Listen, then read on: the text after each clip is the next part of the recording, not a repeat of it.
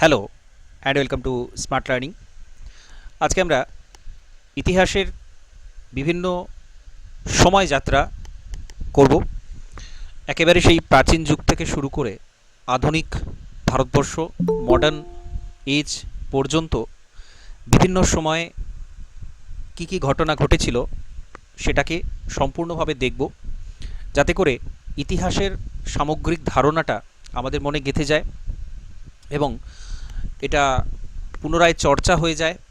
প্রথম থেকে শেষ পর্যন্ত ঠিক কোন সময় কোন ঘটনা ঘটেছিল পরপর সেই ধারণাটা আমাদের খুব স্পষ্ট থাকা খুবই প্রয়োজনীয়। তো সেটা আমরা একদম প্রথম থেকে আলোচনা শুরু করব। তো এখানে আমরা যুগ বিভাগটা দেখতে পাচ্ছি, আর্কিটেকচারাল টাইমলাইনটা দেয়া রয়েছে, বিভিন্ন যে আর্কিটেকচার, বিভিন্ন সৌধ নির্মাণ হয়েছে বিভিন্ন সময়, তার একটা ছোট ছবি এখানে রয়েছে। এগুলো আমরা পরপর আসবো একেবারে সময় অনুসারে। তো ইতিহাসের যে যুগ বিভাগটা করা হয় তার মধ্যে একটাকে আমরা বিফোর ক্রাইস্ট বলি আর একটাকে অ্যানো ডোমিনি বলি। ঠিক খ্রিস্টের জন্ম যখন থেকে হচ্ছে, শতাব্দী শুরু হচ্ছে এখান থেকে, ফার্স্ট সেঞ্চুরি শুরু হচ্ছে এবং তার পিছন দিকে বিফোর ক্রাইস্ট, আর যত সামনের দিকে বর্তমান সময়টা যেটা আসছে এইডি দিয়ে আমরা করি। এটা খুব সাধারণ বিষয়, প্রত্যেকে জানা। এবার এই যে অ্যানসিয়েন্ট হিস্ট্রি টাইমলাইনটা রয়েছে এটা কিন্তু খুবই গুরুত্বপূর্ণ, একদম যেটাকে আমরা প্রাগৈতিহাসিক যুগ বলি। প্রাগ ঐতিহাসিক অর্থাৎ ইতিহাসেরও আগে। তো এখানে যে টাইমলাইনটা, যে ডিভিশনটা, সেটা আমাদের খুব পরিষ্কার স্পষ্টভাবে বোঝা উচিত, কারণ এটা নিয়ে চর্চা খুব বেশি হয় না, এই জায়গাতেই শুধুমাত্র চর্চাটা হয়। তো প্রি হিস্ট্রি বা প্রাগৈতিহাসিক সময় ঠিক কোন সময়টাকে আমরা বলবো? আমরা বিভিন্ন সময়ে যে জিওলজিক্যাল টাইম স্কেলে একটা বিভাগটা করি সেটা তো আছেই, তার সাথে ইতিহাসটাকে মিশিয়ে আমরা পুরো যুগ বিভাগটাকে বুঝব। তো প্রি হিস্ট্রি বা প্রাগৈতিহাসিক সময়কে আমরা তিনটে ভাগে ভাগ করছি। একটা স্টোন এজ, একটা ব্রোঞ্জ এজ, একটা আয়রন এজ। প্রস্তর যুগ, যে সময় শুধুমাত্র পাথরকেই মানুষ ব্যবহার করতে শিখেছিল, সেই সময় থেকে কিভাবে এটা আসছে। তো প্যালিওলিথিক, মেসোলিথিক এবং নিওলিথিক। লিথিক মানে হচ্ছে লিথোস্ফিয়ার, শিলা থেকে কথাটা এসেছে। তো স্টোন এজ একদম যে প্রাচীন অবস্থাটা, যেহেতু আমরা এখানে মানুষের বিবর্তনটা আলোচনা করছি, যে সময় থেকে মানুষ এসেছে এখানে সেই ডিভিশনটাই আছে। তার আগে পৃথিবী তৈরি হলো জ্বলন্ত আগ্নেয়পিণ্ড থেকে, তারপর শিলা কঠিন হলো, আস্তে আস্তে বৃষ্টিপাত হলো, ইত্যাদি ইত্যাদি। সেটা আমাদের এখানে আলোচ্য বিষয় নয়। আমাদের আলোচ্য বিষয় হচ্ছে মানুষ কখন থেকে এলো এবং তাদের ব্যবহার্য জিনিসপত্র যেটা রয়েছে কিভাবে তারা বিবর্তিত হয়েছে সেটা। তো প্যালিওলিথিক এজে, স্টোন এজের মধ্যে যে আমরা বিভাগটা করছি, যখন মানুষের ব্যবহার্য ছিল পাথর, সেই সময়টাকে আমরা আরও তিনটে ভাগে ভাগ করছি, একটা প্যালিওলিথিক, একটা মেসোলিথিক, একটা নিওলিথিক।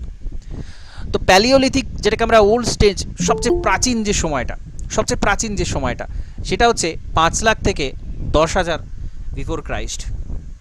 এই যে সময়কালটা, এইটাকে আমরা বলছি প্যালিওলিথিক।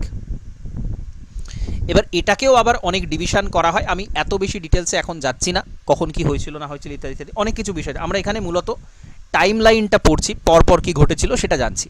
তো প্যালিওলিথিক এই যে 10,000 বছর পর্যন্ত হলো, এখানে আমাদের একটা জিনিস, জিওগ্রাফির একটা বিষয় এখানে বুঝতে হবে। সেটা হচ্ছে আমরা যদি বর্তমান সময় থেকে 10,000 বছর পিছিয়ে যাই, বর্তমান সময় থেকে, ঠিক আছে, 10,000 বেশি মানে বর্তমান সময় থেকে সেটা 12,000 মতো বছর আগে। তো সেই সময়ে একদম একটা আইস এজ শেষ হচ্ছে, হিম যুগ শেষ হচ্ছে, ঠিক আছে। এটা মোস্ট ইম্পর্টেন্ট একটা ফ্যাক্টর, জিওলজিক্যাল ফ্যাক্টর বলা যেতে পারে আমাদের, মানে জিওলজিক্যাল ফ্যাক্টর অন্য কারণে, মানে মূলত হচ্ছে আবহাওয়া পরিবর্তন হয় আমাদের পৃথিবীতে, মাঝে মধ্যে কিন্তু আইস এজ আসে। এখন যেমন বিশ্ব উষ্ণায়ন হচ্ছে, আমরা টেম্পারেচার আস্তে আস্তে বাড়ছে দেখতে পাচ্ছি, একটা সময় আসে বা আসবে যখন কিনা ধীরে ধীরে শীতল হতে থাকবে পৃথিবী। বিভিন্ন কারণ থাকে আমাদের, একটা তো মানুষের কারণে এখন টেম্পারেচার বাড়ছে সেটা ঠিক আছে, কিন্তু শীতল হয় এবং অধিকাংশ জায়গা বরফে ঢাকা পড়ে যায়, যেটাকে আমরা আইস এজ বলি। তো সেটা প্রায় 10,000 বছর আগে আইস এজটা শেষ হচ্ছে, ধীরে ধীরে বরফ গলা শুরু হচ্ছে এবং নতুন করে বিভিন্ন জায়গাতে বিভিন্ন সভ্যতাও কিন্তু সূত্রপাত, মানে এখানে হয়নি, আরও পরে হয়েছে, কিন্তু আস্তে আস্তে আস্তে আস্তে, এবং বিভিন্ন প্রাণী তারা কিন্তু বিভিন্ন কন্টিনেন্টে ছড়িয়ে পড়েছিল যখন আইস এজ আসে। তো যাই হোক, সেগুলো অন্য বিষয়, কিন্তু এই ঘটনা ঘটেছিল, জিওগ্রাফি হিস্ট্রির সাথে এটা কিন্তু অবশ্যই মনে রাখতে হবে। 10,000 বছর। তো প্যালিওলিথিকটা তখন শেষ হচ্ছে, জাস্ট প্যালিওলিথিকের পোর্শনটা শেষ হচ্ছে, তারপরে মেসোলিথিক বা মধ্যপ্রস্তর যুগটা শুরু হচ্ছে 10,000 থেকে 4,000 বিফোর ক্রাইস্ট পর্যন্ত, মধ্যপ্রস্তর যুগ। আর তারপরে মোটামুটি 6 থেকে 4,000 থেকে 1000 বিফোর ক্রাইস্ট পর্যন্ত আমরা বলতে পারি নিওলিথিক বা নিউ স্টোন এজ। মানুষের অধিকাংশ যে বিকাশ সেটা কিন্তু এই নিওলিথিকেই হয়েছিল, মানুষের অধিকাংশ বিকাশ এটা কিন্তু নিওলিথিকেই হয়েছিল। ঠিক আছে, যত রকমের সভ্যতা সূত্রপাত সারা বিশ্ব জুড়ে সেটা কিন্তু নিওলিথিকেই হয়েছিল। তো যাই হোক, আমরা ডিটেলসে পরে আসবো, টাইম লাইনটা আমরা পরপর দেখে নেব। তাহলে stone age, bronze age, bronze এজের পরে শেষ হচ্ছে, ব্রোঞ্জ এজ শুরু হচ্ছে, বা আমরা বলতে পারি নিওলিথিক চলাকালীনই কিন্তু ব্রোঞ্জ এজটা, যেটাকে চ্যালকোলিথিক পিরিয়ডও বলা হয়, সিন্ধু সভ্যতার যে সূচনা হয়েছিল ঠিক সেই সময়তেই, তো সেটাও কিন্তু এই ব্রোঞ্জ এজে হয়েছিল।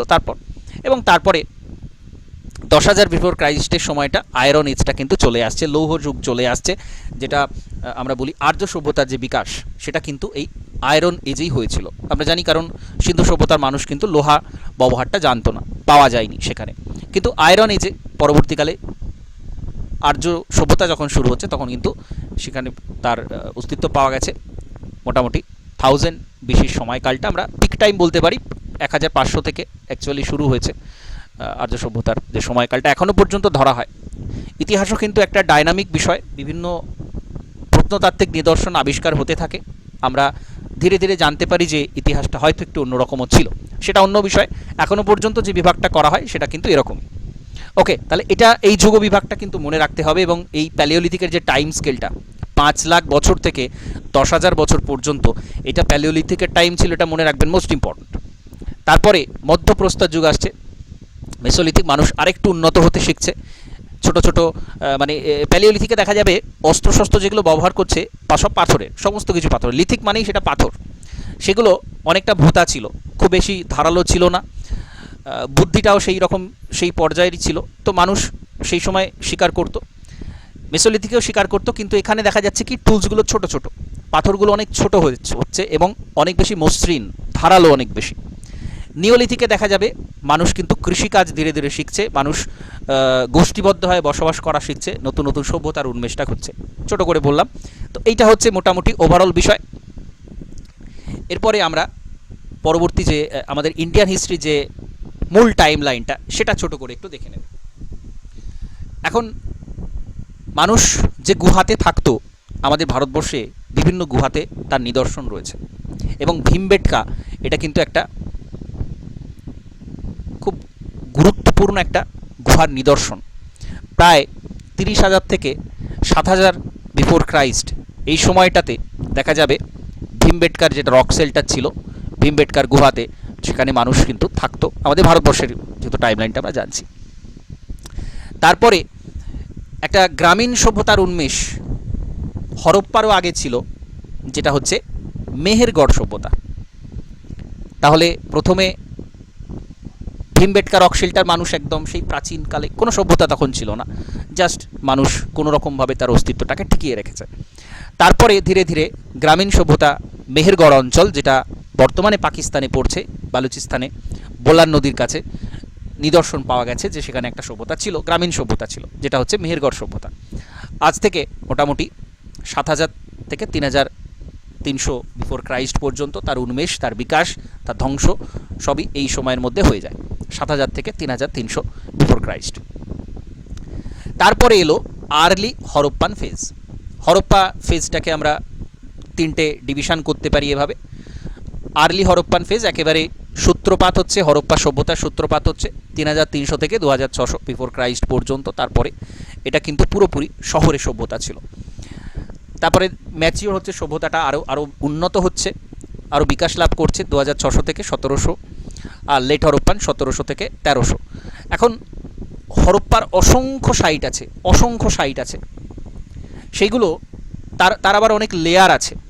সেইগুলো যদি আমরা বিশ্লেষণ করি, সেই লেয়ারগুলো পরপর স্তরগুলো যদি দেখি, তাহলে আমরা এতগুলো ডিভিশন কিন্তু পাবো।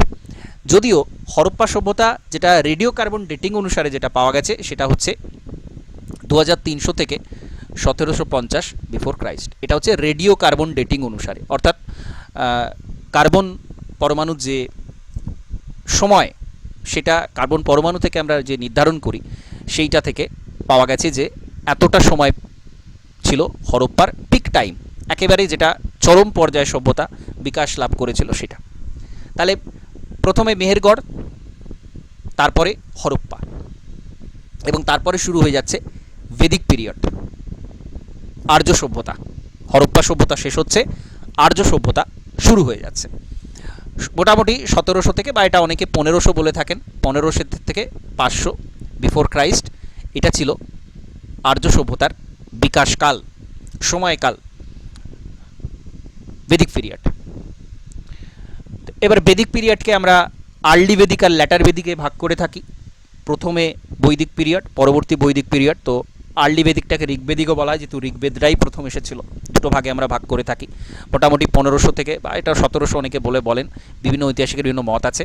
1500 থেকে 1000 পর্যন্ত, এর মধ্যে কিন্তু ঋগ্বেদ লেখাটা কমপ্লিট হচ্ছে, সবচেয়ে প্রাচীন বেদ। তো সেই সময় ঋগ্বেদিক পিরিয়ড বা আর্লি বেদিক পিরিয়ড আমরা বলি। তারপরে হচ্ছে ল্যাটার বেদিক। সভ্যতার অনেক কিছু পরিবর্তন হয়ে গিয়েছিল বলেই এরকম আলাদা করে ডিভিশন করা হয়।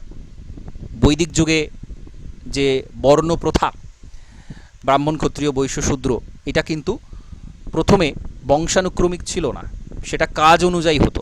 তারপরে ল্যাটার বেদিকে দেখা যাচ্ছে বংশানুক্রমিক, অনেক রকম পরিবর্তন এসেছিল। এরকম, এটা একটা জাস্ট এক্সাম্পল কেন ডিভিশনটা করা হয়েছে এরকম। তো এখানে সেটা হলো, তাহলে এটা হচ্ছে তার সময়কাল। তারপরে ঠিক বৈদিক যুগের যে সমস্যাগুলো ছিল, সেই সমস্যাগুলো সমাধানের জন্য এই যে বর্ণপ্রথা বা মানুষকে আলাদা করে রাখা, নানা রকম ডিসক্রিমিনেশন করা, সেইখান থেকে জৈনিজম, বুদ্ধিজমের রাইজটা হচ্ছে। মূলত এই দুটো, এই সময় ধর্মীয় প্রতিবাদী আন্দোলনে অনেক ধর্ম ছিল, প্রচুর ধর্ম ছিল, মানে প্রচুর মতামত ছিল। বুদ্ধিজম, জৈনিজম ছাড়াও আরও অনেক মতামত ছিল, অনেকের অনেক মতামত ছিল, কিন্তু এই দুটোই সবচেয়ে বেশি অ্যাকসেপ্টেবল হয়ে যায়। সেই সময় সাধারণ মানুষ এই দুটোকে বেশি করে অ্যাকসেপ্ট করতে থাকে। এবং দেখা যাচ্ছে কি, ঠিক বৈদিক যুগ যখন আমরা বলছি শেষ হচ্ছে, মানে যুগ চলছে, কিন্তু এটা পরিবর্তন চলে আসছে যে অধিকাংশ মানুষ যারা নিজেদেরকে বঞ্চিত মনে করত, তারা বৌদ্ধ ধর্ম এবং জৈন ধর্মটা গ্রহণ করা শুরু করে। তো 500 থেকে মোটামুটি 550 বিসি থেকে 550 এডি পর্যন্ত বুদ্ধিজম, জৈনিজমের কিন্তু রাইজটা ছিল, এবং ব্যাপকভাবে সেই সময় ভারতবর্ষ তো বটেই, সারা বিশ্বে অধিকাংশ অঞ্চলে বুদ্ধিজম, জৈনিজম কিন্তু ছড়িয়ে পড়েছিল। বিভিন্ন রাজার পৃষ্ঠপোষকতার কারণে তারা বিভিন্ন জায়গাতে পাঠায়, অশোক থেকে শুরু করে আরও বিভিন্ন রাজারা, তারা কিন্তু বিদেশে দূত পাঠাতো, ধর্ম প্রচারক পাঠাতো, এবং তারা সেটাকে প্রচার করতে পেরেছিল। যে কারণে আমরা দেখি এখনও আমাদের বিশ্বের মধ্যে এশিয়া, পূর্ব এশিয়া, দক্ষিণ পূর্ব এশিয়া, এই সমস্ত দেশে কিন্তু বুদ্ধিজম সবচেয়ে বেশি, বুদ্ধিজম, জৈনিজমও কিছু কিছু জায়গাতে কিন্তু এখনও টিকে রয়েছে। যাই হোক, তো সেই সময়টা রাইজের সময়কালটা ছিল এইটা। তারপরে শুরু হয়ে যাচ্ছে আর্লি মিডিয়েভাল পিরিয়ড। মধ্যযুগের প্রথম পর্বটা শুরু হচ্ছে 550 থেকে 1300 এডি পর্যন্ত। লেট মিডিয়েভাল বলতে পারি 1300 থেকে 1500 পর্যন্ত। পোস্ট মিডিয়েভাল বলতে পারি 1526 থেকে 1818 পর্যন্ত। ঠিক আছে, তো এইগুলো নিয়ে কন্ট্রোভার্সি জায়গা অনেক আছে যে কেন আমরা এতটা ডিভিশন করব। কোনো ঐতিহাসিক বলেন এটা থেকে এটা পর্যন্ত, কোনো ঐতিহাসিক এটা থেকে এটা পর্যন্ত। এই যে কলোনিয়াল এরা শুরু হচ্ছে, আধুনিক যুগ শুরু হচ্ছে, এটা অনেকে 1707 বলে থাকেন। আধুনিক যুগে শুরু হচ্ছে, মানে ঔরঙ্গজেবের মৃত্যুর পর থেকে অনেকে বলেন শুরু হচ্ছে, অনেকে এই সময় থেকে ফারুক শিয়ারের ফরমান জারি হচ্ছে, ইত্যাদি ইত্যাদি বিভিন্ন রকম ডিভিশন আছে। আমরা সেইখানে যাব না, কন্ট্রোভার্সিতে যাব না। মোটামুটি এইভাবে পরবর্তী যখন এইটা শেষ হচ্ছে, আর্লি মিডিয়েভালটা শুরু হচ্ছে, আমাদের গুপ্তযুগ শেষ হচ্ছে, তারপরে ধীরে ধীরে ভারতবর্ষ আবার পাল্টে যাচ্ছে। তো সেখান থেকে আমরা একটা ডিভিশন, একটা যুগ বিভাগ বলতে পারি হচ্ছে। এবং যতক্ষণ না পর্যন্ত বিদেশিরা আসছে, ইউরোপীয়রা আসছে। ইউরোপীয়রা প্রথম এসেছিল, পর্তুগিজরা এলো প্রথম, ফার্স্ট টাইম এবং মোটামুটি আমরা 1600 খ্রিস্টাব্দ থেকে বলতে পারি তারা ব্যাপকভাবে আসা শুরু করেছে 1600 খ্রিস্টাব্দ থেকে, এবং ধীরে ধীরে ভারতবর্ষে আরও নানা রকম পরিবর্তন হয়েছে এবং একদম স্বাধীনতা পর্যন্ত 1947 পর্যন্ত সেই একটা যুগটা ছিল। ইতিহাস, ভারতবর্ষের ইতিহাস আমরা এই পর্যন্তই পড়ি। এরপরের যে ইতিহাসটা সেটা আমরা স্বাধীনতা সংগ্রাম বা ওই ধরনের তো পড়ি না, সেটা আমরা কখনো রাজনৈতিক ইতিহাস পড়ি, কখনো অর্থনৈতিক ইতিহাস পড়ি, প্ল্যানিং পিরিয়ডের মাধ্যমে পড়ি, রাজনৈতিক ইতিহাসে কী কী পরিবর্তন, পলিটিক্যাল চেঞ্জেস এসেছে সেগুলো জানি। ইতিহাসটা আমরা বিভিন্নভাবে পড়ে থাকি, কিন্তু ওভারঅল আমরা সমস্ত কিছু ইতিহাসে যাবতীয় যা ঘটনা ঘটেছিল সমস্ত কিছু আমরা মোটামুটি এই স্ট্রাকচারে পড়ে থাকি। এই স্ট্রাকচারটা অবশ্যই আমাদের মাথায় থাকাটা প্রয়োজন যে এই ঘটনা পরপর হয়েছিল, সালগুলো একটু আগে পরে, সেটা আমরা আবার পরে এখানে দেখে নেব। এইখানে এটা খুব সুন্দর একটা চিত্রের মাধ্যমে ভারতবর্ষের 5000 বছরের ইতিহাস ছোট করে দেওয়া রয়েছে, খুব সুন্দর করে দেওয়া রয়েছে। তো যেটা আমরা দেখলাম ইন্দাস ভ্যালি পিরিয়ড, যেটা মোটামুটি 3200 থেকে 1500 পর্যন্ত, বেদিক পিরিয়ড 1500 থেকে 500 পর্যন্ত। তারপরে এই যে মহাজনপদ, প্রথমে মানুষ গোষ্ঠীবদ্ধ হতে শিখলো, তারপর ধীরে ধীরে তারা নিজেদের মধ্যে যুদ্ধ বিগ্রহের মাধ্যমে নিজেদের এরিয়াটাকে বাড়িয়ে নেওয়া, সেই বিষয়টা এলো, আরও বেশি গোষ্ঠীবদ্ধ হলো, জনপদ তৈরি হলো, সেই জনপদগুলো আবার একত্রিত হয়ে মহাজনপদ তৈরি হলো। তারপর থেকেই বিভিন্ন রাজতন্ত্র, একটা রাজা থাকবে, সে দেশটা শাসন করবে, সেটা শুরু হচ্ছে। তো মহাজনপদ 600 থেকে 4400 বিফোর ক্রাইস্ট পর্যন্ত তার বৃদ্ধি দেখা গেছে। মহাবীর গৌতম বুদ্ধ আছে এবং আলেকজান্ডার আসছে। আলেকজান্ডারের আগমন কিন্তু একটা ব্যাপকভাবে গুরুত্বপূর্ণ ঘটনা। 326 বিসিতে আলেকজান্ডার আসছে, এটা একটা গুরুত্বপূর্ণ সাল, একটা মাইলস্টোন সাল। তো আমি মাঝে মধ্যেই যেটা বলি যে যখন ইতিহাস মনে রাখবেন কিছু সালকে মাইলস্টোন হিসেবে ধরে রাখবেন। তো আলেকজান্ডারের আসাটা কিন্তু ঘটনা একটা মাইলস্টোন, তাতে করে কি হবে, বিভিন্ন যে আরও অন্যান্য ঘটনা সেগুলোকে মনে রাখা সহজ। বেসিক্যালি এখানে সেই মাইলস্টোন ঘটনাগুলোই দেওয়া রয়েছে। চন্দ্রগুপ্ত এবং অশোক, চন্দ্রগুপ্ত মৌর্য মোটামুটি 322 খ্রিস্টপূর্বাব্দ নাগাদ সিংহাসন আরোহণ করছে। চন্দ্রগুপ্ত মৌর্য সাম্রাজ্য শুরু হচ্ছে, ভারতবর্ষের প্রথম সর্ববৃহৎ সাম্রাজ্য চন্দ্রগুপ্ত মৌর্য, সার্বভৌম সাম্রাজ্য, সেটা চন্দ্রগুপ্ত মৌর্য 322 খ্রিস্টপূর্বাব্দ নাগাদ যখন সিংহাসন আরোহণ করছে সেটা থেকে শুরু হচ্ছে। তো এরপরে সাতবাহনরা দাক্ষিণাত্যে 270 বিসি নাগাদ তারাও তাদের কালটা কিন্তু শুরু হয়ে যাচ্ছে। এটা খুব গুরুত্বপূর্ণ একটা ঘটনা, কারণ সাউথ ইন্ডিয়ান হিস্ট্রিটা আমাদের আরও একটু ডিটেলসে অনেক ভালোভাবে এখানে জানতে হয়। শক, কুষাণ, অর্থাৎ ভারতবর্ষে বিদেশিরা আসছে, শকরা আসছে, কুষাণরা আসছে সেকেন্ড সেঞ্চুরি বিফোর ক্রাইস্ট থেকে 4th সেঞ্চুরি এডি পর্যন্ত। এটা একটা আলাদা পিরিয়ড, এটা আমরা আলাদাভাবে ডিটেলসে জানবো যে কোন কোন বিদেশি শক্তি কোন জায়গা থেকে এবং কেন এসেছিল। গত দুদিন আগে দেখবেন নিউজ পেপারে একটা আর্টিকেল প্রকাশ হয়েছিল যে ভারতবর্ষে যে ইনভেশন হয়েছে, বিদেশিরা ভারতবর্ষে এসেছে, কেন এসেছিল তার পেছনে কিন্তু জিওগ্রাফিক্যাল কারণ আছে। এগুলো যদিও বিভিন্ন ঐতিহাসিক বলেছেন এর আগে যে মধ্য এশিয়া বা যে সমস্ত শুষ্ক অঞ্চল সেখানে জলবায়ু পরিবর্তন হয় ব্যাপকভাবে। তারা কি করে, তারা কিন্তু তুলনামূলক যে জলবায়ুগত অনুকূল অবস্থা সেটা কিন্তু ভারতবর্ষে ছিল, এবং তারা যখনই সেটা জানতে পারে ভারতবর্ষে সেখানে ইনভেশনটা শুরু হয়। ভারতবর্ষ জলবায়ুর দিক থেকে অনেক বেশি এগিয়ে বাকি অন্যান্য দেশের তুলনায়। অধিকাংশই দেখবেন চরমভাবাপন্ন এলাকাতে তারা বসবাস করে।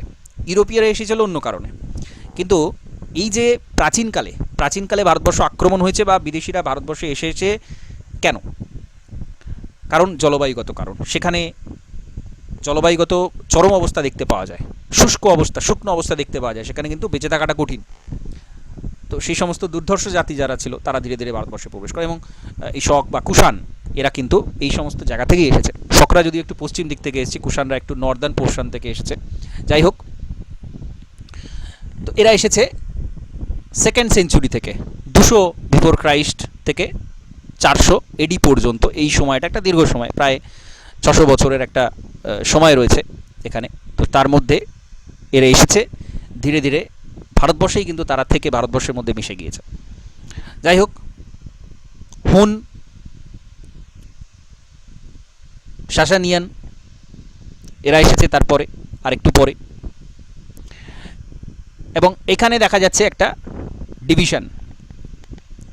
মেডিভ্যালটা যদিও এখানে 500 থেকে করা আছে, বেসিক্যালি গুপ্ত যুগটা শেষ হচ্ছে, তারপর থেকে শুরু হচ্ছে আমরা বলতে পারি, গুপ্ত যুগের শেষের পর থেকে 320 থেকে গুপ্ত এজটা কিন্তু আবার এখানে একটা রাইজ দেখা যাচ্ছে। আমরা ভারতবর্ষের স্বর্ণযুগ বলে থাকি, গুপ্ত যুগের সময়কালটাকে আমরা স্বর্ণযুগ বলে থাকি। অনেক কারণ আছে। ব্যাপকভাবে সাহিত্য সংস্কৃতির দিক থেকে, কলার দিক থেকে এখানে বিকাশ লাভ করেছিল।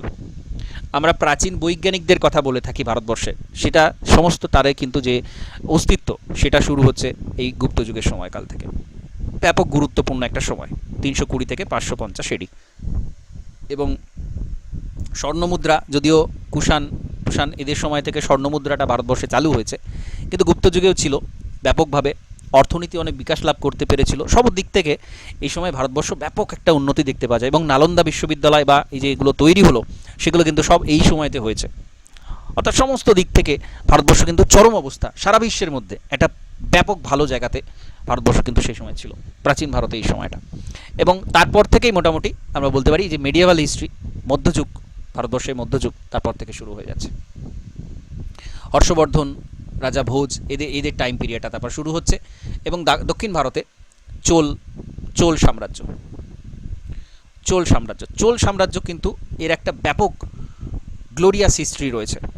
চোল সাম্রাজ্য, ভারতবর্ষে বিভিন্ন সাম্রাজ্য বিভিন্ন সময় হয়েছে, কিন্তু বিদেশে উপনিবেশ তৈরি করা সেটা কিন্তু চোলরাই পেরেছিল। নৌবাহিনী ছিল চোলদের সবচেয়ে শক্তিশালী বাহিনী। বিদেশে, ভারতে থেকে বাইরে গিয়ে তারা সিংহল বা শ্রীলঙ্কা তো বটেই, এছাড়া আমাদের থাইল্যান্ড থেকে শুরু করে নানান জায়গাতে তারা কিন্তু উপনিবেশ তৈরি করতে পেরেছিল। আরও কিছু ডাইনেস্টি আছে যারা উপনিবেশ তৈরি করেছে এবং ওখানেই পরবর্তীকালে তারা থেকে যায়। সোলাঙ্কি, সিদ্ধরাজ এদের সময়টা, তারপরে মোহাম্মদ গজনি 1001 থেকে 1025 খ্রিস্টাব্দ পর্যন্ত ভারতে বিভিন্ন সময় ইনভেশন করে, আক্রমণ করে। তারপর থেকে একদম মোহাম্মদ ঘুরি, সুলতান যুগ, সেই সময়টা কিন্তু এখানে শুরু হয়েছে। মোহাম্মদ ঘুরি আক্রমণ করছে 1191, 1192 দ্বিতীয় পানিপথের যুদ্ধ হচ্ছে, জিতে যাচ্ছে। তারপর থেকে কিন্তু ভারতবর্ষে একটা ব্যাপক হারে পরিবর্তন, বিরাট পরিবর্তন এখানে একটা শুরু হচ্ছে। এটাও কিন্তু একটা মাইলস্টোন আলাদা করে আমরা বলতে পারি। পরিবর্তন ব্যাপকভাবে এখানে হচ্ছে। দাস বংশ শুরু হয়ে যাচ্ছে, মামলুক ডাইনেস্টি কুতুবউদ্দিন আইবকের সময় থেকে শুরু হচ্ছে। তারপরে তুগলক, পরপর সুলতানেট এজ যেটাকে আমরা বলি, সুলতান যুগ, সেটা শুরু হচ্ছে। তারপর মুঘল এরা শুরু হচ্ছে। এটা একেবারে মধ্যযুগের পিক টাইম চলছে। বাবর, ইব্রাহিম লোদির সাথে প্রথম পানিপথের যুদ্ধ হচ্ছে 1526-এ। হুমায়ুন, আকবর, চারজন পরপর গ্রেট মুঘল। এই যে 1707, যেটা একটু আগে বলছিলাম, 1707 ঔরঙ্গজেবের মৃত্যু হচ্ছে। এবং পরে এখানেও একটা ব্যাপক পট পরিবর্তন হচ্ছে। এখানে অলরেডি ব্রিটিশরা আসা শুরু করে দিয়েছে যে টমাস রো 1615-তে এখানে কিন্তু বাণিজ্য করার অধিকারটা পাচ্ছে। ব্যাপক ডিপ্লোম্যাটিক একজন ব্যক্তি। ব্রিটিশরা তো বাণিজ্য করতে এসেছিল, তারা কিন্তু ভিতরে তাদের উপনিবেশ স্থাপনের ইচ্ছা ছিল, কিন্তু তারা নবাবের কাছে তারা এমনভাবে অ্যাপ্রোচ করলো যে তাদেরকে বাণিজ্যের অধিকারটা কিন্তু দিয়ে দিল। এটা একটা ব্যাপক ডিপ্লোম্যাটিক জয় ছিল তাদের। 1615 নাগাদ তারা এটা পেল, এই সুযোগটা তারা পেল। এবং তারপর থেকে মারাঠা এম্পায়ার এদিকে চলছে, মারাঠা সাম্রাজ্য চলছে। তখনও কিন্তু ঔরঙ্গজেব, তার টাইমটাও আসা বাকি আছে। তো ব্রিটিশরা তখন জাস্ট, বা অন্যান্য যারা ছিল পর্তুগিজ, আদার্স যারা ছিল, তারাও কিন্তু সেই বাণিজ্য কুঠি নির্মাণ সেই জায়গাতেই তারা মনোনিবেশ করেছে। সেই অর্থে তারা তখনও সাম্রাজ্য বিস্তারের চেষ্টা করেনি। এরপর ল্যাটার মুঘল যারা আসছে 1707 থেকে 1857 পর্যন্ত আমরা বলতে পারি, 1857 পর্যন্ত। এবং তারপরে ছোট ছোট 1857 পর, মহাবিদ্রোহের পর শুধুমাত্র সারা ভারতবর্ষ জুড়ে কিছু প্রিন্সেলি স্টেট হিসেবেই ছিল, নামমাত্র রাজা ছিল, বেশিরভাগই ব্রিটিশদের পেনশনভোগী। ব্রিটিশরা সেখানে সব জায়গাতেই সব কিছু করতে পারতো, কিন্তু নামমাত্র তাদের যেটুকু তাদের এরিয়া তারা সেটাই রাখতে পেরেছিল। তো যাই হোক, 1857 আর একটা মাইলস্টোন, মহাবিদ্রোহ। তারপর থেকে আরও অনেক পরিবর্তন হয়ে যায় ভারতবর্ষে। ব্রিটিশ সরাসরি ব্রিটিশের শাসন শুরু করে, তার আগে ইস্ট ইন্ডিয়া কোম্পানি ছিল, ইস্ট ইন্ডিয়া কোম্পানির হাত থেকে সরাসরি ব্রিটিশ পার্লামেন্ট থেকে শাসন শুরু হয়। তো আর এই যে কলোনি তৈরি, ডাচ, ফ্রেঞ্চ, পর্তুগিজ, এরা 1605 থেকে 1961 পর্যন্ত পরপর তারা কলোনিটা তৈরি করে। ইস্ট ইন্ডিয়া কোম্পানির এই যে রুলটা 1757 থেকে 1858 পর্যন্ত, 1757তে পলাশির যুদ্ধ হচ্ছে। তো পরপর এইগুলো এক একটা আলাদা আলাদা পিরিয়ডে আলাদা একটা যুব বিভাগ, মোটামুটি আমরা এইগুলো পরপর আবার ডিটেলসে দেখব। মধ্যযুগ, এই যে ভীমবেটকা, যেটা আমরা একটু আগে দেখলাম, প্রাচীন যুগ থেকে আমরা পরপর আরেকটু দেখে নেব। ভীমবেটকা রক শেল্টার, এই ছবিগুলো কিন্তু একদম বাস্তব ছবিটা আমরা দেখতে পাচ্ছি। সেই 30,000 বছর আগেকার মানুষ, তারা কিন্তু দেয়ালে ছবি আঁকতো এবং সেগুলো এখনও রয়েছে, উজ্জ্বলভাবে রয়েছে, আমরা দেখতে পাচ্ছি কালারটা। যুদ্ধের ছবি, যুদ্ধযাত্রার ছবি, তারা সেই সময় যেটা করতো সেটাই তারা ছবি এঁকে গেছে ভীমবেটকাতে। এবং ভীমবেটকার পরে যে প্রথম যে কালচারটা ভারতবর্ষে দেখা যাচ্ছে, যে সভ্যতাটা, সেটা কিন্তু 7000 বিফোর ক্রাইস্ট, মানে বর্তমান সময় থেকে 9000 বছর আগে, সেখান থেকে 3300 পর্যন্ত। এই যে মেহেরগড়ের এখানে চিত্র আমরা দেখতে পাচ্ছি, গ্রামীণ সভ্যতা ছিল তার অবশিষ্টাংশ। এটা সিন্ধু সভ্যতা, তারপরে আসছে সিন্ধুর অংশটা, ইন্দাস ভ্যালি সিভিলাইজেশন। এবং আর্লি বেদিক পিরিয়ডটা কিন্তু আবার গ্রামীণ সভ্যতা ছিল। সিন্ধু সভ্যতা পরে বেদিক পিরিয়ডটা গ্রামীণ সভ্যতা ছিল। ল্যাটার বেদিকে সময়টা আসছে। এবার জৈনিজম, বুদ্ধিজম 500 বিফোর ক্রাইস্ট থেকে 550 এডি পর্যন্ত ছিল।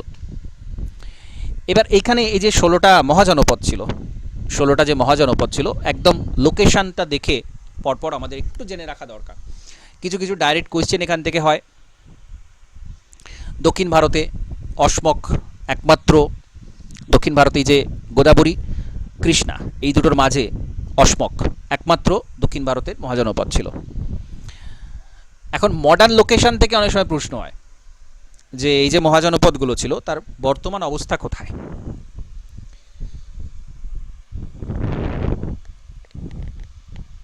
এই যে বৎস, যেটা এলাহাবাদ বা বর্তমানে প্রয়াগরাজ, কাশী, এই কাশী জনপদ কিন্তু আমরা বলতে পারি এর অস্তিত্বটাকে রেখে দিতে পেরেছে।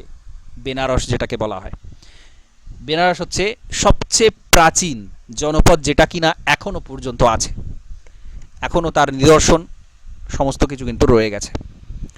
এর একটা আলাদা করে প্রশ্ন হয়। মগধ তো আছেই, মগধ, অঙ্গ, যে জায়গাগুলো, ঠিক আছে। তো এখানে একটু আমাদেরকে এইগুলো জেনে রাখতে হয় যে এইগুলো হচ্ছে ছিল প্রাচীন অবস্থানগুলো এরকম। এই যে ইন্দ্রপ্রস্থ কুরু রাজ্যের যে ক্যাপিটাল ছিল ইন্দ্রপ্রস্থ, সেটা কিন্তু বর্তমানে দিল্লি, ঠিক আছে। এখানে আমরা যদি দেখি, ম্যাপটা দেখলে বুঝতে পারবো, এখানে যমুনা নদী এসছে, এখানে ইন্দ্রপ্রস্থ, বর্তমানে যেটা দিল্লি। কুরুর যে ক্যাপিটাল ছিল সেটা ছিল ইন্দ্রপ্রস্থ, ওকে, বর্তমানে দিল্লি। তো এরকম কিছু প্রশ্ন এখান থেকে হয়। তারপরে মগধ ডাইনেস্টি শুরু হচ্ছে, অর্থাৎ মহাজনপদের মধ্যে সব থেকে শক্তিশালী হয়ে যাচ্ছে মগধ। এবং ভারতবর্ষের যে প্রাচীন ইতিহাস, সেটা কিন্তু অধিকাংশ মগধ রাজ্যকে কেন্দ্র করে। কারণ কি এর কারণ হচ্ছে, এই জায়গাটা হচ্ছে ভারতবর্ষের খনিজ ভাণ্ডার, এই জায়গাটা হচ্ছে খনিজ ভাণ্ডার। তো লোহা থেকে যাবতীয় যুদ্ধের অস্ত্রশস্ত্র থেকে, এখানে যে জঙ্গল,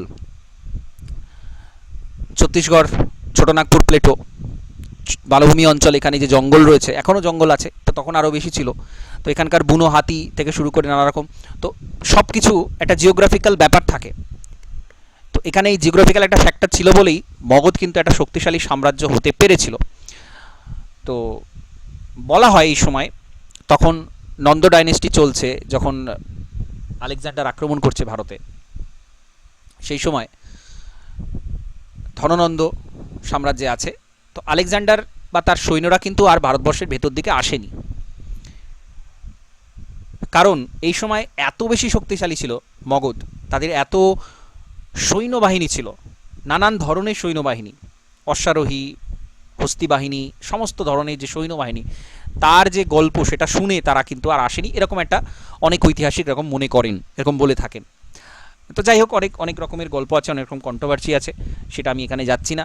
অনেকে বলে পুরুর সাথে যুদ্ধে তিনি পুরু জিতে গিয়েছিল, অনেকে বলেন এটা, আমরা জানি, আমরা শুনেছি পুরু হেরে গিয়েছিলেন, পরে তার সাম্রাজ্য ফিরিয়ে দিয়েছিল। অনেকে বলেন পুরু জিতে গিয়েছিল, কিন্তু যেহেতু আলেকজান্ডার মতো এত বড় বীর, সারা পৃথিবীর অনেকটা জায়গা দখল করতে পেরেছিল, তার সে হেরে গেছে এরকম গল্প বিদেশি ঐতিহাসিকরা তখন ছড়াতে চাননি, সেই জন্য তারা পুরুকে হারিয়ে দিই। যাই হোক, এরকম অনেক কন্ট্রোভার্সিয়াল ব্যাপার রয়েছে, কিন্তু এগুলো ফ্যাক্ট। এরকম সময়তে নন্দ ডাইনেস্টি ব্যাপক শক্তিশালী ছিল, যখন আলেকজান্ডার আসছে 326 বিসি নাগাদ। তো যাই হোক, মগধ যখন শুরু হচ্ছে, তার ডাইনেস্টিটা শুরু হচ্ছে, প্রথম শুরু হচ্ছে হর্ষাঙ্ক ডাইনেস্টি থেকে, হর্ষাঙ্ক বংশ, এবং প্রথম বিম্বিসার দিয়ে, বিম্বিসার, অজাতশত্রু, উদয়ন, এই তিনজন ব্যক্তি ইম্পর্টেন্ট। এই বংশ শেষ হচ্ছে, হর্ষাঙ্ক বংশের পর আসছে শৈশুনাগ ডাইনেস্টি, শিশুনাগ বংশ, শিশুনাগ, কালাশোক, দুজন ব্যক্তিত্ব গুরুত্বপূর্ণ। তারপরে নন্দ ডাইনেস্টি শুরু হচ্ছে মহাপদ্মনন্দ দিয়ে, ধননন্দ দিয়ে শেষ হচ্ছে, তারপর চন্দ্রগুপ্ত মৌর্য সাম্রাজ্যটা শুরু হয়ে যাচ্ছে, সবচেয়ে গুরুত্বপূর্ণ যে সাম্রাজ্যটা প্রাচীন যুগে, সেটা শুরু হয়ে যাচ্ছে। তো তার আগে এতগুলো সাম্রাজ্য, এই তিনটে সাম্রাজ্য ছিল, তিনটে ডাইনেস্টি ছিল, সাম্রাজ্য বলে বলতে হবে, ডাইনেস্টি ছিল, তিনটে বংশ ছিল। তারপরে মৌর্য বংশ শুরু হচ্ছে। তো মৌর্য বংশ, এর টাইম পিরিয়ডটা একটু জেনে রাখাবার প্রয়োজন, কারণ এই যে এত বড় বিস্তার, বর্তমান পাকিস্তান, আফগানিস্তান থেকে একদম, তারপরে ইরান টিরান, এদিকে অনেক দূর চলে গিয়েছিল, বিশাল বড় ভারতবর্ষের সেই সময় সাম্রাজ্য, মৌর্য সাম্রাজ্যের সময়। তো চন্দ্রগুপ্ত মৌর্য, এই যে 322 থেকে তার সময়টা শুরু হচ্ছে, তারপরে বিন্দুসার, অশোক, শেষ হচ্ছে বৃহদ্রথকে দিয়ে 185 বিসি পর্যন্ত। এবার এইখানে গুপ্ত সাম্রাজ্য, যেটা আমরা বলছিলাম যে গুপ্তটা মোস্ট ইম্পর্টেন্ট, গুপ্ত সাম্রাজ্য মোটামুটি প্রথম চন্দ্রগুপ্তের সময় থেকেই সবচেয়ে শক্তিশালী গুপ্ত সাম্রাজ্যটা আসছে, এবং সেই কারণে আমরা 320 বা 319 এই যে সময়টা, এই সময় থেকে ধরি, যদিও তার আগে শ্রীগুপ্ত, ঘটোৎকচ এরা কিন্তু ছিল। 240 এডি থেকেই তাদের সময়টা শুরু হয়ে যাচ্ছে অ্যাকচুয়ালি, কিন্তু 320 থেকে আমরা মোটামুটি টাইম পিরিয়ডটা ধরি। তো যাই হোক,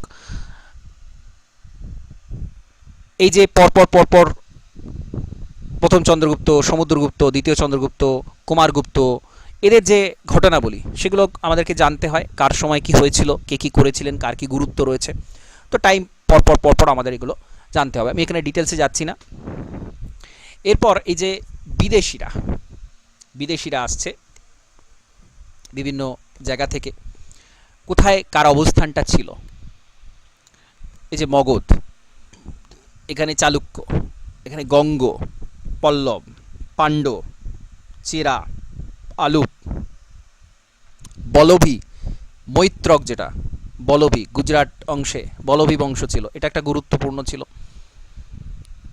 তো সিন্ধ, চাচ বংশ। তো এই যে পুরো মানচিত্রটা আমাদের একটু, কামরূপ, উত্তর দিকে যে আসাম অঞ্চলটা, যে কামরূপ বংশ, এগুলো প্রত্যেকটা আমাদেরকে ভালো করে দেখে রাখতে হবে, বুঝতে হবে। ম্যাপ, হিস্ট্রিতেও আমাদের খুব ভালো করে যদি আমরা ম্যাপ স্টাডি করি, তাহলে কিন্তু আমাদের ধারণাটা আরও স্পষ্ট হবে বা মনে থাকবে অনেক বেটার। এবার এই মেডিয়াভাল পিরিয়ডে আমরা 3টে ডিভিশন করতে পারি, যেটা অলরেডি আমরা দেখেছি মেডিয়াভাল পিরিয়ডে।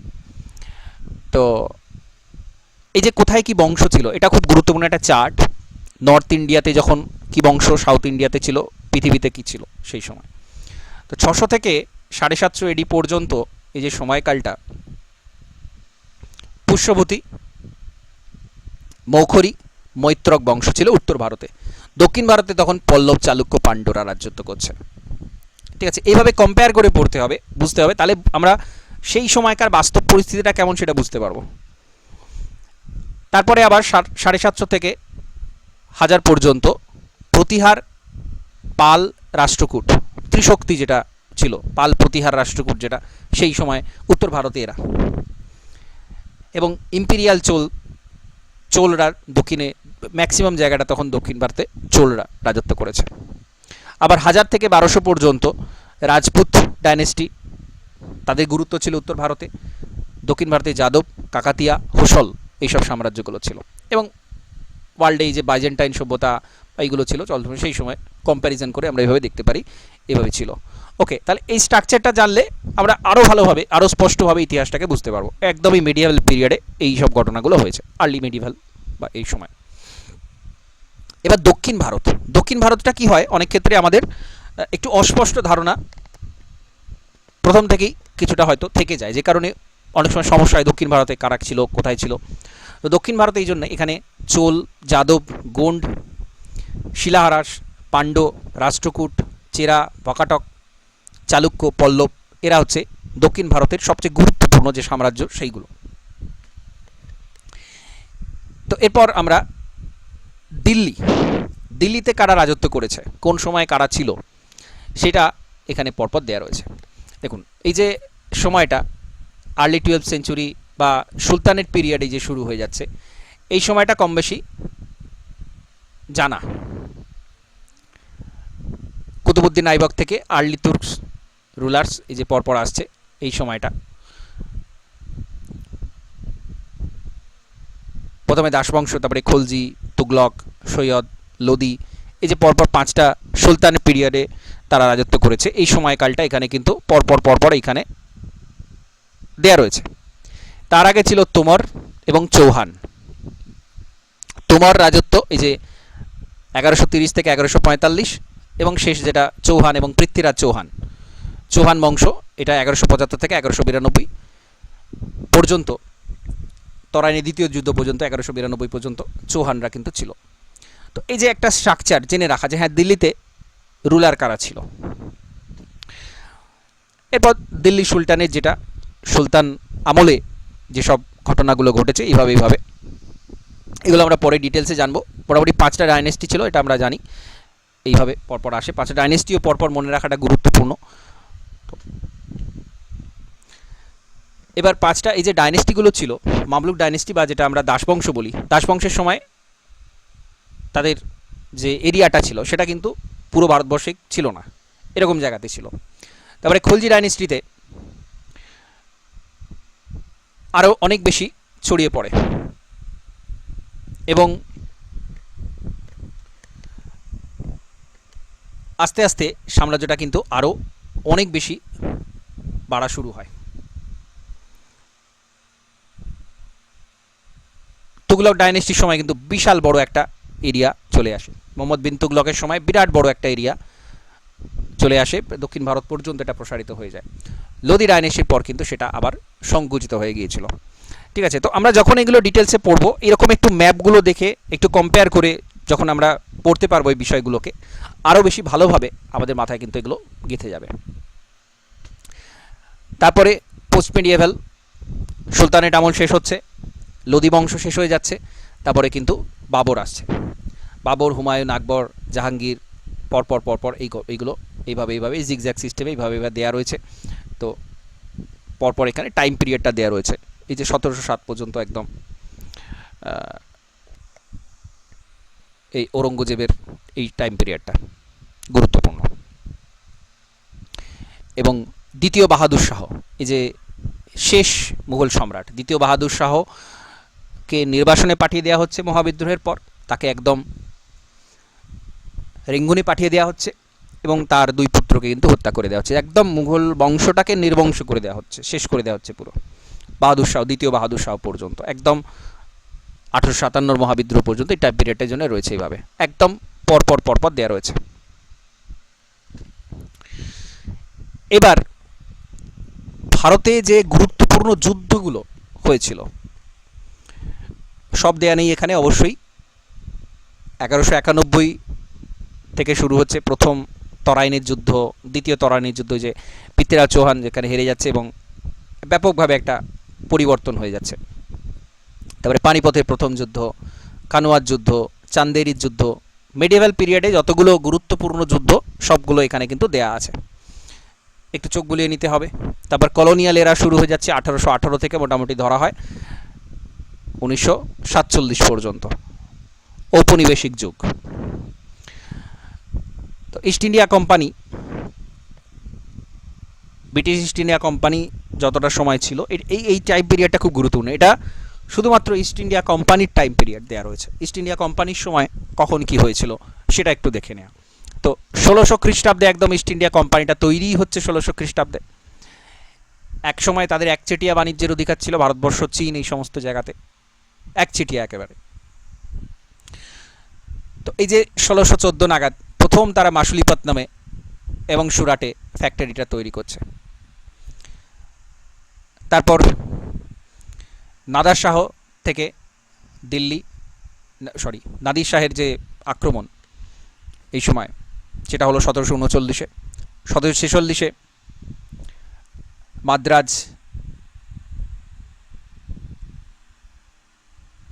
এই জায়গাটা ফ্রেঞ্চরা সিজ করে ফার্স্ট টাইমের জন্য। 1751-তে রবার্ট ক্লাইভ আরকট ক্যাপচার করে। এই সময় এই যে সপ্তবর্ষব্যাপী যুদ্ধ এই সমস্ত যেগুলো হয় সেগুলো ফ্রান্সের সাথে হলো। আলটিমেটলি 1757-তে গিয়ে পলাশির যুদ্ধ হচ্ছে। পলাশির যুদ্ধ থেকে অ্যাকচুয়ালি এটা বিরাট বড় পরিবর্তন হয়ে যাচ্ছে আবার। তারপর সেখান থেকে 1765-তে বক্সারের যুদ্ধের পর 1765-তে বাংলা, বিহার, উড়িষ্যার একটা বিশাল বড় অঞ্চল, সেখানে তারা বাণিজ্যের অধিকার পেয়ে যাচ্ছে, কোনো রকম ট্যাক্স তাদের দিতে হচ্ছে না। 1767-তে অ্যাংলো মাইশোর ওয়ার শুরু হয়ে যাচ্ছে, মহীশূর যুদ্ধ শুরু হয়ে যাচ্ছে, হায়দার আলী। তো এরকমভাবে পরপর নানান যুদ্ধের মধ্যে দিয়ে বিভিন্নভাবে বিভিন্ন পলিসিতে তারা ক্যাপচার করে নিচ্ছে ভারতবর্ষের ম্যাক্সিমাম এরিয়াটা। মারাঠা যুদ্ধ হচ্ছে, তারপর 1818 নাগাদ ফাইনালি মারাঠা সাম্রাজ্যটা পুরোপুরি তারা দখল করে ফেলতে সক্ষম হচ্ছে, ইত্যাদি ইত্যাদি বিভিন্ন ঘটনা এখানে রয়েছে। আমরা এরপরে আবার ডিটেল অংশে দেখব, কিন্তু এখানে মূলত ইস্ট ইন্ডিয়া কোম্পানির যে গুরুত্বপূর্ণ ঘটনা সেটা দেওয়া রয়েছে। এবং 1858-তে কোম্পানিকে সরিয়ে দিয়ে সরাসরি ব্রিটিশ ক্রাউন থেকে শুরু হয়ে যাচ্ছে ভারত শাসন। এবার এইটা খুব গুরুত্বপূর্ণ মডার্ন ইন্ডিয়ান হিস্ট্রিতে। এই যে পলাশির যুদ্ধের পরপর থেকে যে ঘটনাগুলো ঘটছে, পানিপথের তৃতীয় যুদ্ধ হচ্ছে 1761-তে, 1764-তে বক্সারের যুদ্ধ হচ্ছে, প্রথম অ্যাংলো মহীশূর যুদ্ধ হচ্ছে 1767 থেকে 69 পর্যন্ত, দ্বিতীয় অ্যাংলো মহীশূর যুদ্ধ হচ্ছে 1780 থেকে 84 পর্যন্ত, থার্ড অ্যাংলো মহীশূর যুদ্ধ হচ্ছে 90 থেকে 92 পর্যন্ত, প্রথম ইঙ্গো শিখ যুদ্ধ হচ্ছে 1852-তে, প্রথম ইঙ্গো আফগান যুদ্ধ 1853-তে। এই যে পরপর ঘটনা, এগুলো কিন্তু মোস্ট ইম্পর্ট্যান্ট। এবং এইভাবেই কিন্তু আমরা আলাদাভাবে এই যে মাইলস্টোনগুলো দেওয়া আছে, মোস্ট ইম্পর্ট্যান্ট যেগুলো ফ্যাক্ট, সেগুলো এখানে দেওয়া আছে। তো এইগুলো কিন্তু আমাদের সবার আগে মাথার মধ্যে গেঁথে নিতে হবে যে হ্যাঁ, এই পরপর এই ঘটনা ঘটেছে। তারপরে এর ভেতরে আরও কি ঘটনা ঘটছে সেইগুলো কিন্তু পরে আমরা করব।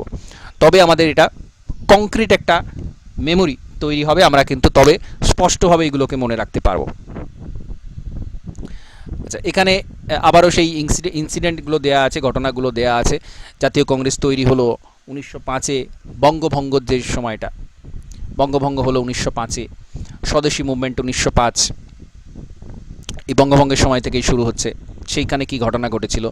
1906 মুসলিম লীগ তৈরি হলো, সুরাট অধিবেশন 1907-এ, সুরাট স্প্লিট, জাতীয় কংগ্রেস দুটো ভাগে ভেঙে গেল। তারপরে মরলে মিন্টো রিফর্ম হলো 1909-এ, ব্যাপক একটা মাইলস্টোন আবার ইয়ার। সেপারেট ইলেক্টোরেট এখানে দিয়ে দেওয়া হলো মুসলিমদের জন্য। গদর পার্টি তৈরি হচ্ছে 1913-তে, হোম রুল লীগ মুভমেন্ট তৈরি হচ্ছে 1916-তে, রাওলাট আইন আসছে 16, জালিয়ানওয়ালাবাগ হত্যাকাণ্ড হচ্ছে 1919-এ, খিলাফত মুভমেন্ট 20, নন কোঅপারেশন মুভমেন্ট, অসহযোগ আন্দোলন 1920। তো এই ঘটনা এখানে ঘটছে। এরপর 30 থেকে আরও কিন্তু খুব গুরুত্বপূর্ণ ঘটনাগুলো ঘটছে। 30 থেকে 40 এখানে পরপর, ওই জন্য একটু আলাদাভাবে একটু ডিটেলসে করতে হবে। 1930-এ লবণ সত্যাগ্রহ হচ্ছে, সল্ট সত্যাগ্রহ, এবং ফার্স্ট রাউন্ড টেবিল হয়ে যাচ্ছে। 1931-এ গান্ধী আরউইন প্যাক্ট হচ্ছে, জাতীয় কংগ্রেস প্রথমে যোগ দিচ্ছে না, গান্ধী আরউইন প্যাক্ট হওয়ার পর সেকেন্ড রাউন্ড টেবিল হচ্ছে এবং গান্ধী এখানে যোগ দিচ্ছে, জাতীয় কংগ্রেস এখানে যোগ দিচ্ছে। 1932-এ কী হচ্ছে? কমিউনাল অ্যাওয়ার্ড হয়ে যাচ্ছে, রামসে ম্যাকডোনাল্ড ঘোষণা করছে কমিউনাল অ্যাওয়ার্ড, অর্থাৎ সেপারেট ইলেক্টোরেট বাকি সমস্ত পিছিয়ে পড়া কমিউনিটিদের জন্য।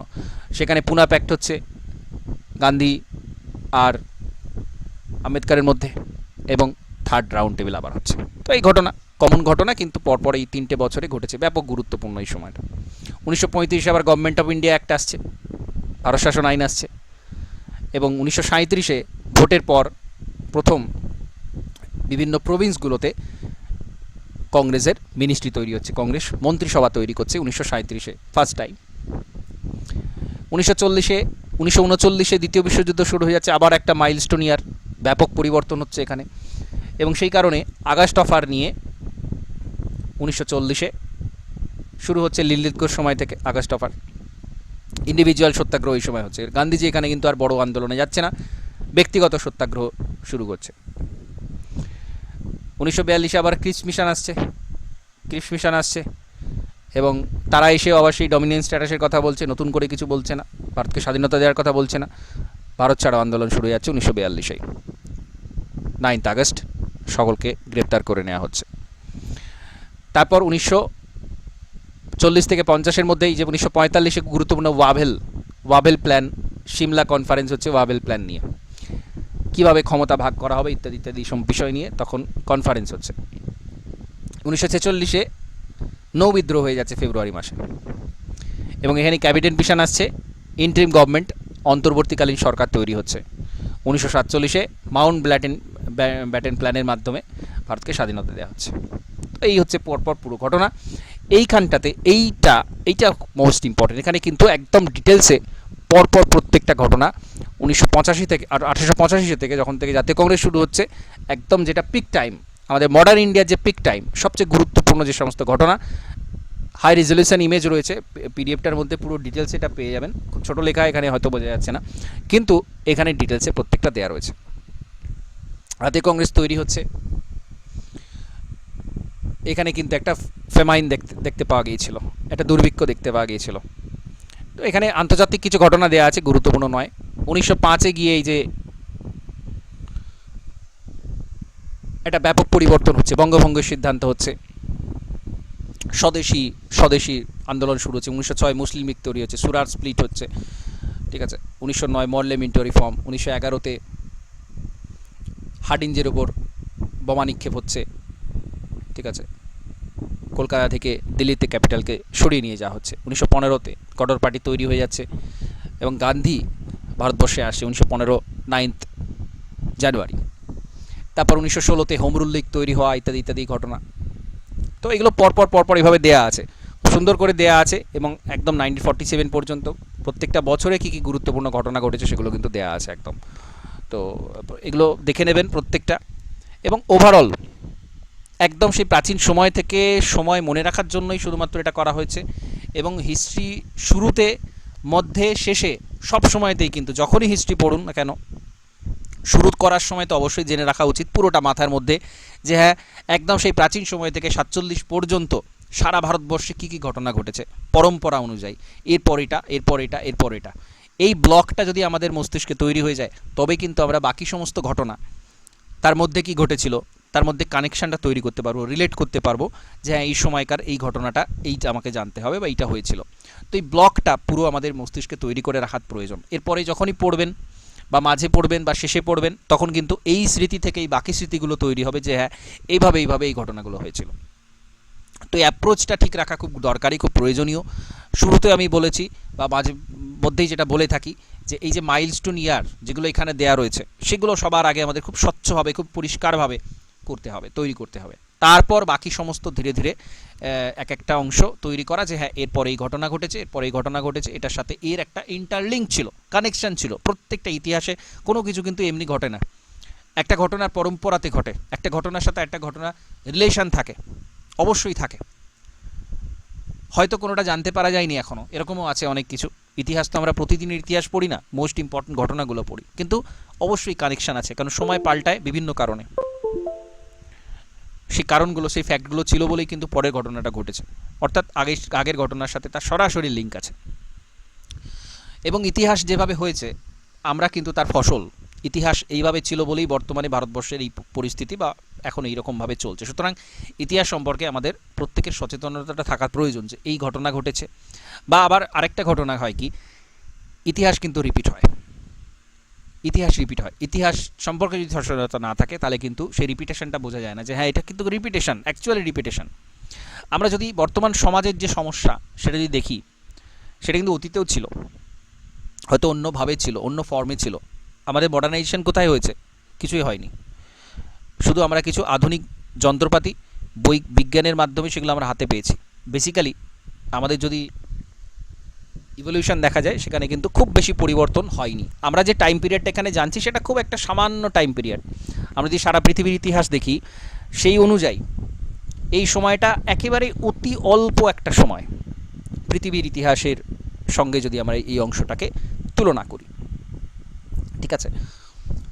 তো এই ঘটনা চক্র এগুলো আসে, আবার সেটা কিন্তু নিয়মে, বিভিন্ন নিয়মে সেটা পরিবর্তিত হয়ে যায়।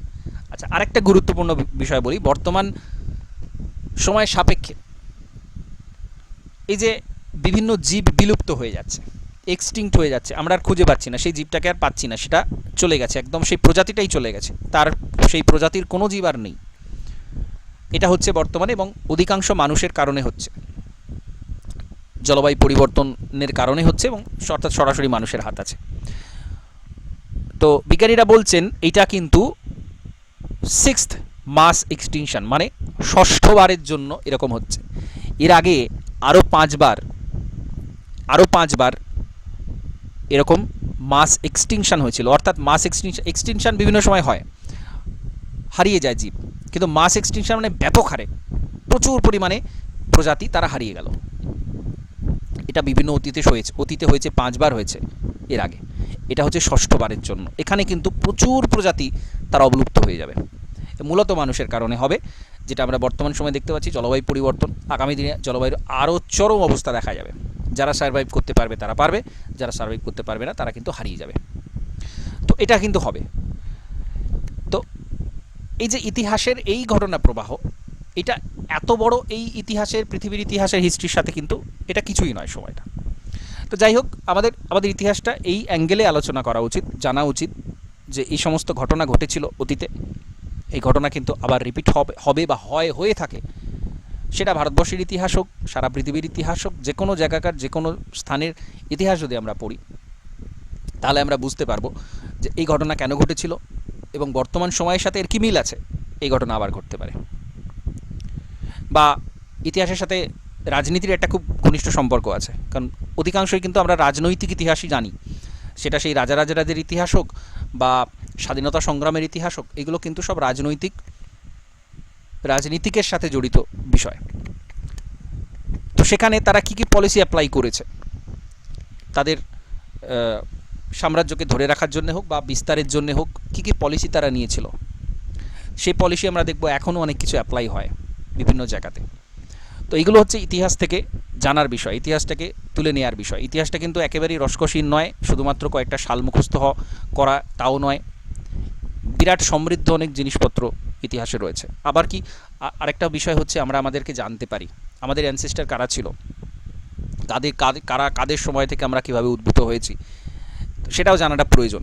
যে ভারতবর্ষে কারা ছিল, কতটা তারা সমৃদ্ধ ছিল, বর্তমানে আমাদের সময়টা এরকম কেন, এরকম অনেক প্রশ্নের উত্তর আমরা ইতিহাস ঘাটলে তবে পাবো। তো এই সমস্ত কারণে যে কোনো জায়গার, যে কোনো স্থানের ইতিহাসটা খুব ভালো করে জেনে রাখা প্রয়োজন, তবে আমরা ঘটনা পরম্পরা একটার সাথে একটা রিলেট করতে পারবো, জানতে পারবো।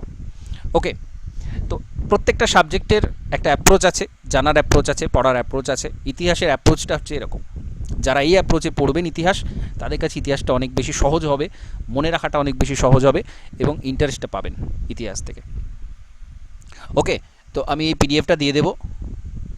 যতটা সম্ভব ঘটনা প্রবাহগুলো খুব ঘন ঘন সালগুলো না হলেও বেশ কিছু দূরের সালগুলো প্রথমে, তারপর ধীরে ধীরে আস্তে আস্তে আরও ভিতরের সমস্ত সাল, ভিতরের ইয়ার, সেখানে কি ঘটনা ঘটেছিল একদম প্রপার ব্লক অনুযায়ী, যে হ্যাঁ এরপর এই ঘটনা, এরপর এই ঘটনা, সেটা পরপর ধাপে ধাপে করবেন। প্রথমে দূরের সালগুলো তৈরি করবেন, তারপরে তার মধ্যেকার যে কাছাকাছি সালগুলো আছে সেইগুলো, এবং তারপর থেকে একটা সালের ভেতরে কী কী ঘটনা ঘটেছে সেগুলো আসবে তারপরে।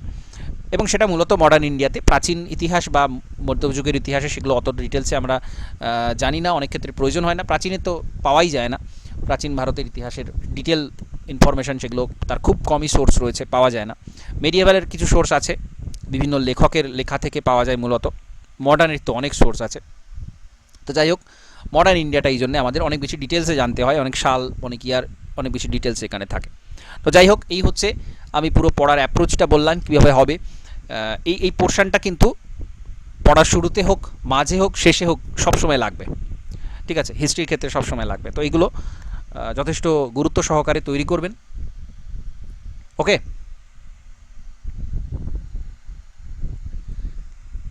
হ্যাঁ স্যার, ঠিক ঠিক আছে, আছে। তাহলে আজ ক্লাসটা এখানে কমপ্লিট করছি। নমস্কার, ধন্যবাদ।